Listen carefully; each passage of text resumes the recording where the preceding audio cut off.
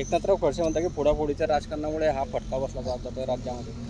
त्यांना म्हणा तुम्ही आमची चिंता करू नका, तुम्ही नेमके कोणत्या पक्षात आहात आणि ते सांगा, तुमचा पक्ष कोणता आहे आणि ते सांगा आणि मग बोला.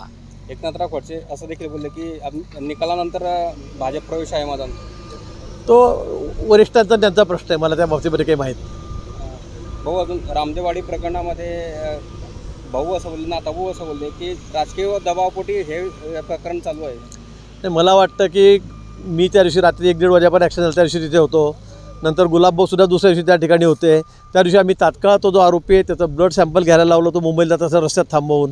सगळं मला वाटतं व्यवस्थित नियमानुसार चाललेलं आहे. उगाच त्याच्यामध्ये राजकारण कोणी करू नये आणि उगाच त्यांनी राजकारण आणू नये, मला असं वाटतं. या संदर्भामध्ये कोणाची हयगय केली जाणार नाही. पोलिसांना आम्ही त्या दिवशी सक्त सूचना सगळ्या त्याच्या घरच्या लोकांना, नातेवाईकांसमोर त्या ठिकाणी दिलेल्या आहेत.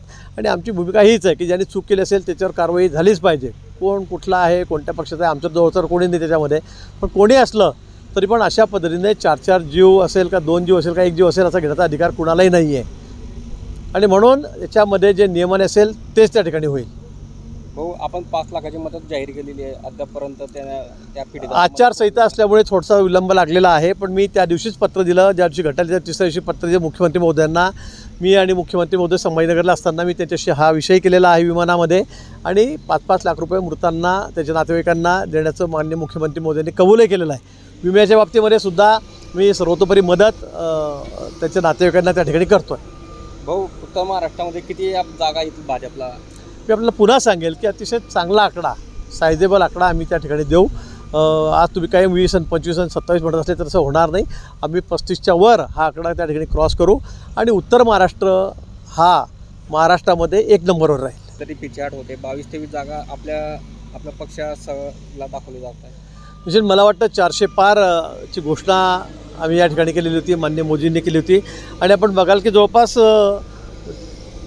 400 पावणे 400 या जागा एक्झिट पोलमध्ये या ठिकाणी दाखवल्या जात आहेत. आणि मला वाटतं तो आकडा मी निश्चित त्या ठिकाणी उद्या पार करू. आपण महाराष्ट्राचं म्हणत आहेत पण वेगवेगळ्या एजन्सी वेगवेगळे आकडे दाखवत आहेत. उद्या आपण बघा निकाल आल्यावर आपल्याला आश्चर्य वाटेल असा आकडा आपल्या सगळ्यांच्या समोर त्या ठिकाणी येईल. महाराष्ट्रामध्ये सुद्धा महायुती कुठे कमी राहणार नाही. आम्ही सुद्धा 34-35चा आकडा या ठिकाणी निश्चित पार करू. मी म्हणणार नाही आता की 40 आणि 45 आम्ही पार करू, पण 35चा आकडा निश्चित आम्ही त्या ठिकाणी पार करू.